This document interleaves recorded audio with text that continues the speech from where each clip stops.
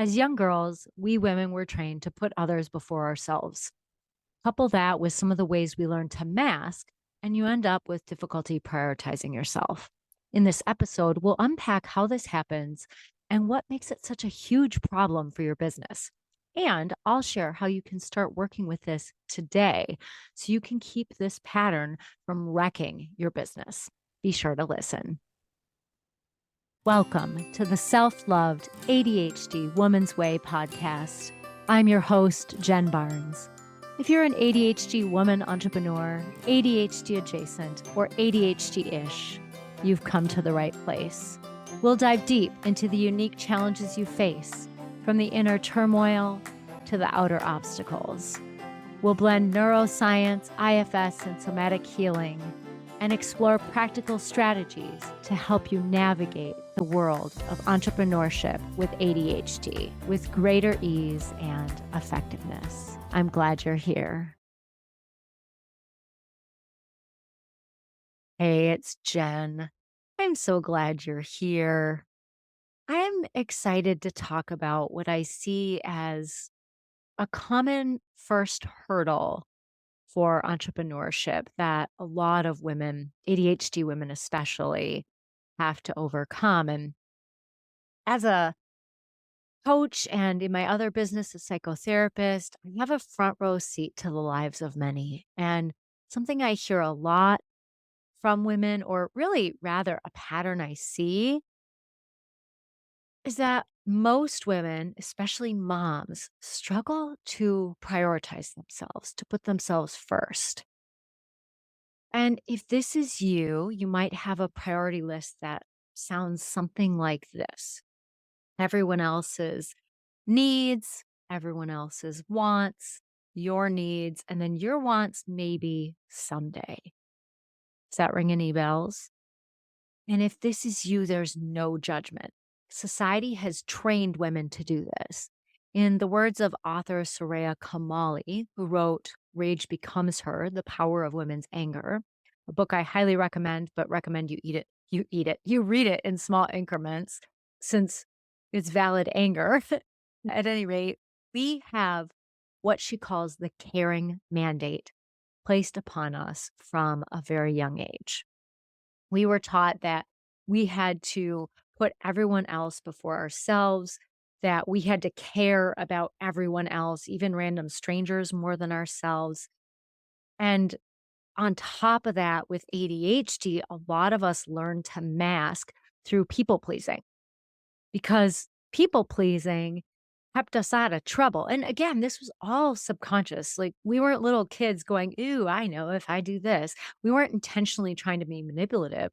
We were trying to get our needs met. And so a lot of us figured out that if we people pleased, if we said yes when we really didn't want to, but took care of others and did all that, that a few things happened. One, we kept people from getting mad at us as much. So then that felt good. And two, people liked us. And that wasn't always easy as ADHD girls for people to like us, especially if you have a hyperactive type of ADHD where maybe you're more loud and you do what neurotypical people would call interrupting.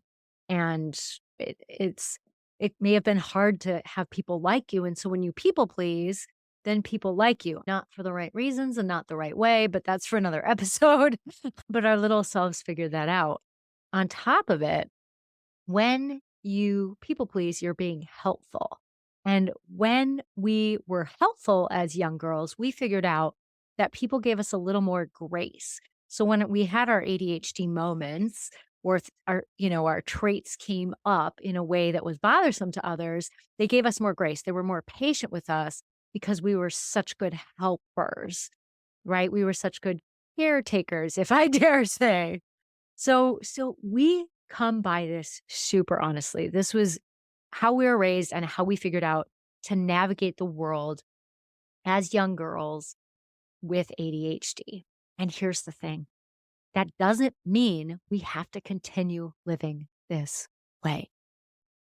Because the problem is, when you put yourself last, you also put your business last, both in the sense that you are the light of your business, You're the light that attracts people to you. And so if you're not caring for yourself, if your energy is off, then it's going to be harder to draw people to you. But also, because working on your business means dedicating time to do something you care about and value. And if you're not comfortable putting yourself first, if you don't value yourself, then it's going to be very hard to do that. And I get like sometimes after the birth of a baby, for example, you might need to work at a slower pace or even take some time off so you can be with your young child. And at the same time, I have witnessed many female entrepreneurs struggle to do things for their business because they are so busy caring for everyone else and overwhelmed by it and exhausted by it, which is not a great long term business model for sure. And if this is you, I feel you. I feel the exhaustion and even the struggle of prioritizing yourself. I call myself a recovering caretaker and recovering people pleaser because I used to do this. I used to put everyone else before myself. And while I get why I did that for some of the reasons I explained, it didn't work. It just left me burned out, exhausted, and really angry and resentful. And I certainly didn't enjoy my life. And I remember some of the shifts I had to make to do something different. And the thing is, this is the thing. I spent years and years trying to convince other women to set and maintain boundaries, teaching them the skills of how to do it, to delegate at home too, and to have frank conversations with loved ones about the inequity in their relationships. And yes, all of that is important. But my efforts didn't work out, at least not long term, right? I would have these conversations with clients and we would talk about setting the boundaries and they would be gung ho and they would maybe even set the boundaries, but they couldn't maintain them. And it wasn't until recently that I put it all together as to why. It's because many women, moms especially, and I'm not picking on moms, it's just that there's a societal expectations that moms do everything. I literally heard that from someone I know, their spouse was defining what a mom is, and the definition was moms do everything. I was like, wow, that's interesting. But so you come by this honestly, right? But women, especially moms, because of this, have limiting beliefs. You might have limiting beliefs that keep you coming back to continuing to put yourself last. You have these societal messages that you've internalized to believe that it has to be this way. And not to mention a lot of men's weaponized incompetence, probably subconscious for some of them, emotional immaturity, wounded masculine behaviors, and internalized patriarchy. But that's another story for a different day and maybe a whole separate podcast. But if this is you, it might sound something like this. Like if this is what you're struggling with, it might feel like you have to do things or no one else will. I hear that one a lot from women like, well, if I don't do the dishes, then no one will. And they'll just sit there for days and days. And I used to have the conversations about maybe just let it sit there for days and days. Maybe it'll get done. But that's not the problem. That's not the problem. Maybe you believe it's just easier and more efficient to do it yourself. Perhaps you don't want people to be mad at you or reject you for saying no or asking them to participate in the household. Maybe you don't want to be seen as a selfish bitch for putting yourself first. Because for sure, when women put ourselves first, there are people out there who are going to call us selfish and probably selfish bitches, which to that I say, bring it. Because why? And just because we're born female, or if you're transgender, well, you didn't choose to be female, you were born female, you just didn't have the female genitalia. But at any rate, if you're a female now, why does that mean we don't get to have anything in the world that we want as a priority? That's insane. And and yet a lot of times people will see women as selfish for putting ourselves first. This also might look like you say yes, so people see you as helpful, kind of like we talked about earlier. Or you might, this is another one I see, especially with trauma survivors. You might feel like your kids need you 100% of the time and you want them to have happy, stress free childhoods, maybe trying to make up for your own negative growing up experiences. Or you might, bel you might believe that you're supposed to be of service or sacrifice what you want for the greater good. And if any of this is you, what's going on here is there are some underlying beliefs that are fueling this and thus fueling the behavior of putting yourself last, of having that priority list with you at the very bottom. And so it's not as simple as I initially thought as a younger therapist. Once I was a coach, I mostly realized this, I think. Maybe not the early year, the first year. But as a young therapist, I didn't get that. I didn't get that there is these underlying beliefs, these limiting beliefs, right? And limiting beliefs are things that you have come to believe are truth. When really, it's just something that you came to believe based on your lived experiences that may or may not be true.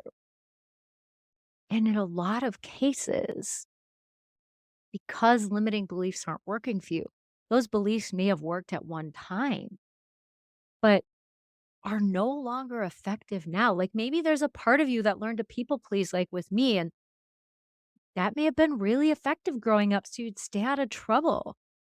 Right? But if you're like me, you soon learned that then the people who liked you and the people who were in your life were all takers, and you felt really lonely. Like you put more into friendships than they put into you. Or maybe you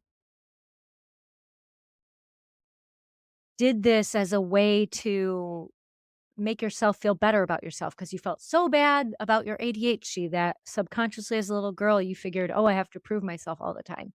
And so then that's why you're so helpful. Well, it stops working because then, yeah, you do all this stuff for others, but then you struggle anyway. And then the parts of you that were trying to help, it's actually hurting you because now you feel bad about yourself because you're not able to do the things you want to. So there's lots of ways that this can pan out. And the thing about moving beyond this is working with these limiting beliefs, working with the parts of you that believe that you have to come last, that believe in that priority list, that believe in some of those statements I said about having to be the one to do it or no one else will, about no one else knowing how to do it right, or whatever it is, right? Being seen as a selfish bitch. While some of that might be true, it also, there's beliefs that you have, that parts of you have that are trying to help you. So the way that you move beyond this is by working with these inner parts of you, by working with the parts and the beliefs that they hold. Because I'm going to tell you right now, there is no way, just because you're female, whatever that, however you're female, there's no way that means you shouldn't get to have just as much enjoyment in life as everybody else. And if you're like, sure, it does, then I want you to think about this. And we're starting to poke a little hole in the limiting belief. And it might mean that you're going to want to take some time after this episode and sit with the parts of you who are like, nope, nope, Jen, you're wrong, you're wrong. Because those parts are trying to protect you. They're trying to protect you because these beliefs have protected you in some way. It's just that these parts don't also see that these beliefs are now hurting you because they're getting in the way of you doing what you want to do, which is build and grow a business. And a lot of times, many women want to build and grow a business, not only to support themselves, but to help others. A lot of us, especially if you follow me, chances are the business that you have is one that helps others. So it's not all that selfish again. But even if it was just for yourself, you get to have what other humans get to have. And if you're not convinced of that, and you may not be convinced of that, I can't convince you of it. For sure not. Because there may be some deeper trauma that you hold that gave you the message that you're not good enough, that you're not worthwhile, that you don't deserve love and attention, certainly not your own. And in order to move beyond that, it's going to take some time to sit with these parts and really work with them on their concerns about what would happen if you stop doing this. Because what I wanted to say, and I paused for a little bit, I want to back up. But what I wanted to say is if you know a young girl in your life, so for me, it's my nieces, right? I've got two lovely nieces. And if you know a young girl in your life, would you tell her that because she's a girl, she doesn't get to be as happy as boys in the world? That she can't have everything she wants because she's a girl, and it's her job to take care of everyone else? I hope not. If you're listening to this, we've got bigger problems.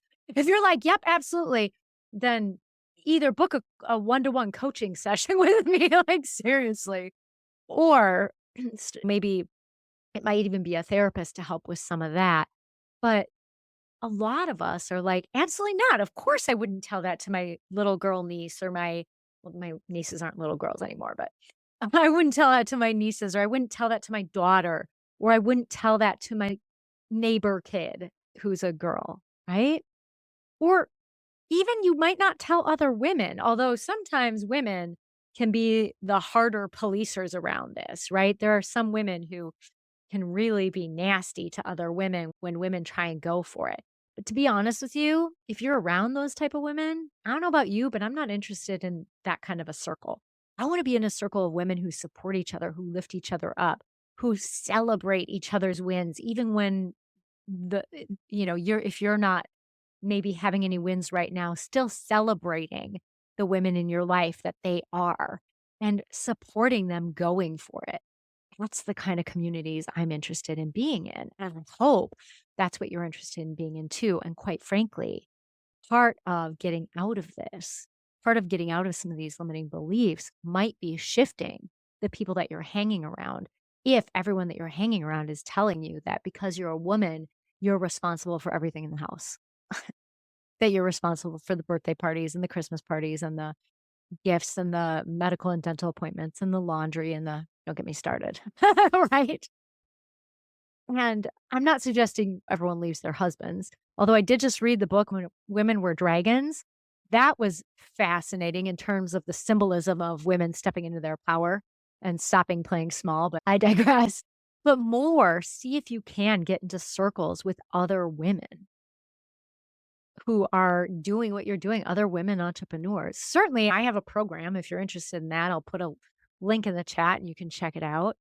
It involves one-to-one coaching with me and small group coaching, so you get to be with everyone as you go through the video trainings. But whatever it is, get into circles with other women who are also trying to do things, not just for themselves, but for the world. Like they're contributing, they're out there doing it. And in order to do that, you can't be last on the list. You cannot be last on the list and then have your work be helping others. Like it's just never going to work. One of the things in social work school, so I have my master's in social work, and one of the first things they taught us in every single class I took, even my statistics class, was you have to put yourself first. Because if you're not caring for yourself, you're not going to be like worth anything. It's not that you're not worth anything, but you're not going to be able to help anyone if you are not filling your own cup. And you're probably like, yeah, I know, but do you? Maybe you know, but there might be parts of you that don't know it yet. And that's why you have a priority list that has you at the very, very bottom and everyone else, even their wants, over and above your needs. So if you're in this boat of going, yeah, I totally know that, but I don't practice it, there's limiting beliefs there. And it's time to sit with it and figure out what that's about. If you're interested in doing this work, you're welcome to look at my program, Ascend, the ADHD Women Entrepreneurs Mastery Program. We dive deep into these underlying obstacles. We also work on the common traits of ADHD, like difficulty focusing, distraction, procrastination, all that kind of good stuff, as well as building and growing a business. But that's one way to start to work on this. You also get 12 one-to-one sessions with me for a price that's lower than if you paid for them like outside the program. So I didn't plan on talking about Ascend today, but that's one way to do this. And if you're not quite ready for that kind of commitment because you're still struggling to put yourself first, take some time, grab a journal, notice the patterns that come up in your life from a place of curiosity, the times when you can't get yourself to work on your business because you don't have time, you're too busy, and sit with that. Maybe ask really good questions. What is it that you're so busy with? Are those all things only you can do? And if you're like, yep, then what leads you to think that? Start leaning in and getting curious about these patterns. Because if you want anything to change, that change has got to come from inside, especially if you struggle to value yourself and are consistently putting yourself last. All right, y'all. This is a fun one. It felt fast. I hope you got some benefit from it. If you did, I would love it if you leave a review. And in the show notes, there is a link, maybe two links to do different ways to leave reviews. Very low quality video. I literally shot it holding my phone, taping me doing it on my iPad. So very low quality video, but it's a way if you don't know how to leave a review that you could do it. I would love if you did that. And if this resonates with anyone, I would love it if you share. May you enjoy the rest of your day. May you enjoy the rest of your week, and I'll catch you next time. Take care.